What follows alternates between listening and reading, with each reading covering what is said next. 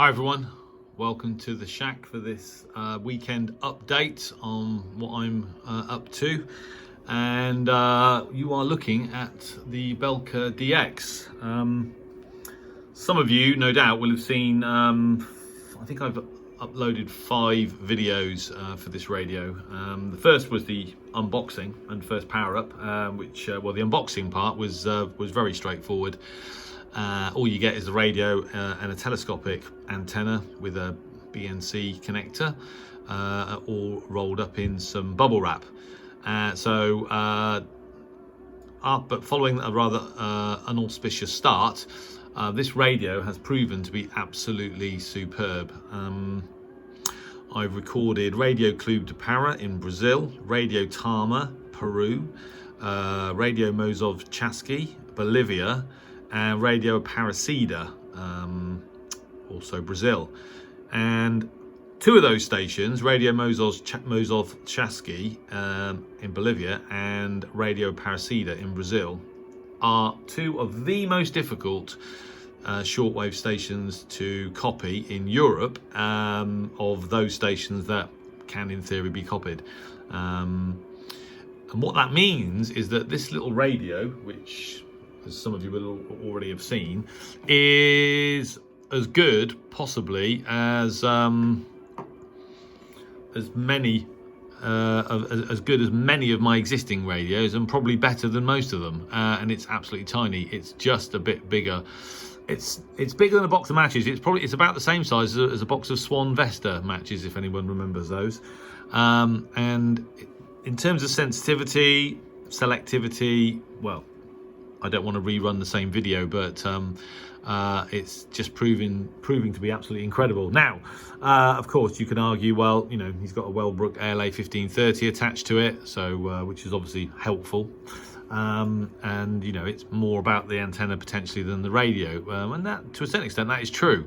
But what I'm saying is that what you can copy on this little radio, you know, it's the same as what you might copy on my FRG 7700 or my 8800 or even my ICR 75. You know, it's got all the various modes, etc., audio filter bandwidth adjustment, a built-in speaker that actually doesn't sound too bad, and it's just so diminutive in size. What a perfect radio for traveling either internationally or on a camping trip, or just literally going out for a few hours and stringing either a piece of wire out or some kind of active antenna. It's simply incredible, and I'm so pleased that I took the plunge, because I've been thinking for a long time that, you know, I do really need to buy another radio. I've been using the same kit now for quite a long time. And Alex in Belarus, who designed this thing, did such a superb job with it. Although I've only been using it a few days, I highly recommend it to anybody who's considering buying a new receiver. And you can pick this thing up for about half the price of a PL990, or even less than half the price of a PL990. Just an incredible bit of kit. And last night and this weekend, I'll be using it again. And recording whatever DX I can. The first night I used it, conditions were excellent, really excellent. I mean, to copy audio from Bolivia, from Mozov Chasqui, is literally incredible. It's such a difficult thing to do. Last night, conditions were not so good, but I did tune around and copied the squeaky wheel and the pip, and the alarm channel marker, and etc, etc. And the squeaky wheel, which can be difficult to copy, absolutely booming in on this little radio. So it really is superb, I have to say. Yeah, I can recommend it highly to anybody that's interested in buying a new radio. What else am I doing? Well, I'm also I'm running FT8 again for the first time in quite a long time, on 2 meters, and in fact I've been going today for a couple of hours. It's quite FT8 is great, because if you're working from home, this just runs in the background and you literally don't need to do anything. On 2 meters, QSOs are generally few and far between, not like on HF, where if conditions are good, you know, you're completing a QSO every minute or two. And the reason I'm able to do this is because my Diamond X300 Collinear antenna up there is working. But what's not quite so clear is why it's working, because I was pretty sure that several months ago I tried to use it to do a test with Jeff M0 UHF, and he couldn't hear me and I couldn't hear him, and I just figured that it was busted, or probably not the antenna itself, but the coaxial cable, the lead run. Anyway, I've been meaning to get out there, take it down, and find the fault and repair it, but the weather has been horrendous for such a long time. I couldn't bring myself to going outside, and then the other day, one day last week, I just plugged my antenna analyzer into it to check the SWR, and it was like 1.1 or 1.2 to 1. So clearly, if there was a fault, it's no longer. But I'm starting to question myself now as whether there really was a fault or not, and did I actually just have the wrong input lead plugged into the back of the Yaesu FT991. So yeah, so I'm very happy with it. Anyway, it is working, and it's been working perfectly since I did that measurement with my antenna analyzer, and I'm back on 2 meters, which is quite nice, because FT8 on HF, particularly if you're throwing a few tens of watts at it, isn't really a challenge, particularly when conditions are good. You know, you look at the map on PSK Reporter, and you're being decoded all over the world, from the Arctic Circle down to Antarctica, east from South America, to west to Australia and New Zealand.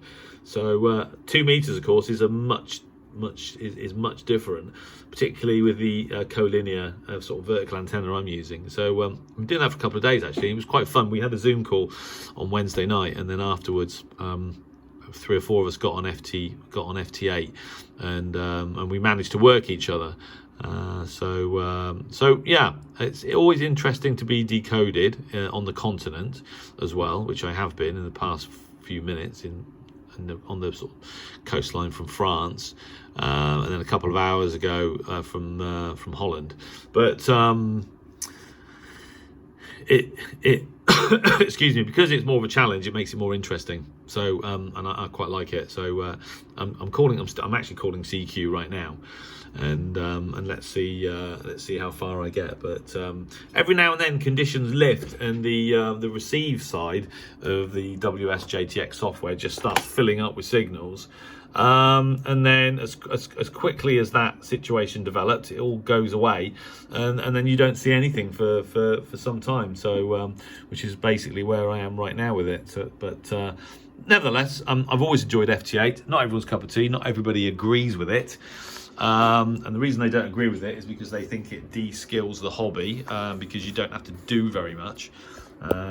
Just, you know, the technical stuff is in actually setting the radio up to talk to the computer, getting the cat control working, routing the audio, etc. through virtual audio cables, that kind of thing. So but I found it really useful when I was an M6, because you've got so little power. Don't get me wrong, you can work the world on a few watts, but the reality of the situation is that 99% of the time you can't work the world, and 99.5% of the time it's difficult, if not impossible, to be heard when the bands are very crowded. So FT8 really opens up the world for a radio amateur on a reliably and consistently, which is why I can remember I used to sort of come home from work and switch on the ELAD, which is what I was using back in those days, and on 5 watts, and wait for the signals to come in, which they invariably did. I worked over 1,000 stations on FT8 using the ELAD FTM Duo, and had a great time doing it. And it would obviously impossible to do that on voice sideband unless you've got sort of several years to spare, So yeah, I've always been an advocate, should we say. I think some of the more experienced people who are used to having, using CW or had to learn CW many years ago when they got their licenses. That's obviously not a requirement anymore. And but FT8 just seems like I suppose to them it just looks very sort of de-skilled, which it is in terms of operating it to a certain extent, but not in terms of achieving a fully working, robust system that's not going to cause you any problems. Which is why that's probably the only reason why I haven't sold my 991, because I don't really need it. But other than 2 meters and the fact that it's just dedicated nearly all the time. It's used for FT8. I do use it on sideband and I do use it on 2 meters, but primarily it just sits there for hours broadcasting my FT8 signal. So there you go. And on that subject of the FT991, the other thing this weekend is that we have a net via the GB3DI repeater in Didcot, and that repeater is maintained and operated by a member, members of the Harwell Amateur Radio Society, and repeaters these days don't get a huge amount of use, and it was decided to set up a net for Harwell members, and it occurs, I think, at 15:30 hours local time on Sundays, every Sunday, and I've participated in a couple of times, but some of our members actually are and regularly have difficulty getting into DI. I can't do it from my home QTH. I have to go to Amendon basically to open the repeater, and so whilst that is going on in parallel, some of us decided that we should probably have a 2 meter net, but simplex and FM to make it as inclusive as possible. So there's always an argument on 2 meters to use sideband, but specifically to help newer members of the club and newly licensed people, we thought that a 2 meter simplex net FM would be a good idea. So that's now going to happen every Saturday afternoon at 15:30 hours local time here in the UK. And we did a test actually last week. A few of us congregated on 145.4125 and had a sort of chin wag for half an hour, and basically everybody could hear everybody very well running sort of 20, 30, 40, 50 watts, and we could also hear each other. We're operating down at 5 watts. So we're very hopeful that this new net on Saturday afternoons is going to be popular, and lots of people are going to join in all the way from sort of West Oxfordshire down into South Oxfordshire. We're going to rotate net controller, but rather than go back to the net controller after every over, we're just going to go round in a circle basically. The net controller, really all they're going to do is just basically write down the order and the call signs and just make sure that that we're passing from member to member in a proper manner, and so yeah, that should be good. So the 991 will get another airing on Saturday afternoon at 3:30, and anybody that's watching this video, if you're around on Saturday at 3:30, the frequency I'll give you again is 145.4125, and if you're close enough to get into the repeater or hear us on the input, you hopefully you'll hear several members of the Harwell Amateur Radio Society. So and we're hoping that it's going to be popular and that it just becomes a fixture in the same way that the HF skeds on Wednesdays and Fridays are. So it's quite nice to start a new net. And the good thing about 2 meters, of course, is that as long as if you can hear people, you don't get a lot of propagation issues. Yeah, conditions can go flat and etc. But generally speaking, if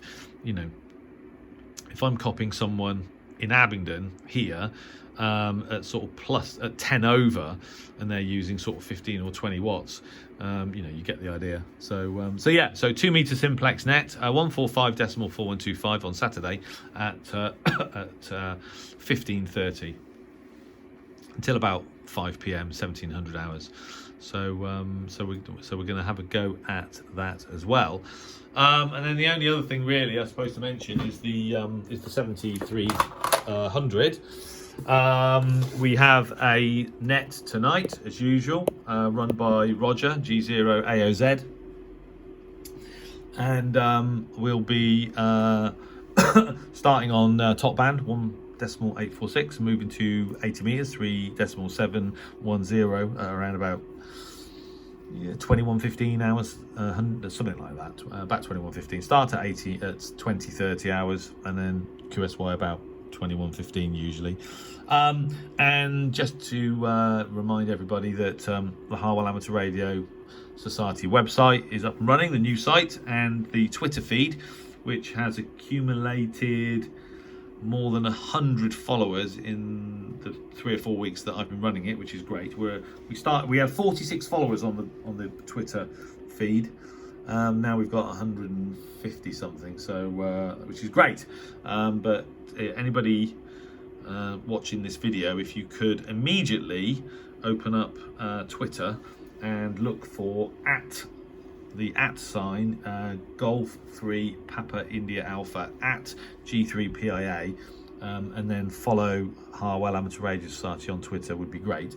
And if you can contribute signal reports during nets, that would be even better. So we have regular sort of signal reports coming in now via the Twitter feed from Barcelona area, Lancashire, Northeast Wales, all sorts of places, and they're always very welcome indeed to to have people to take the time and trouble to write or tweet on the feed and let us know how well we're being heard. So that will be happening again this evening at 20:30 hours. So there you go.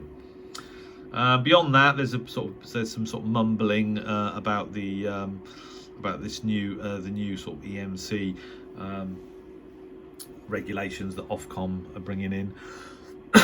Excuse me. I've had to go with their downloadable Excel spreadsheet kind of modelling tool, and yeah, I mean it works, but whether it's accurate enough or not to produce anything meaningful, I'm not sure yet, but we'll see.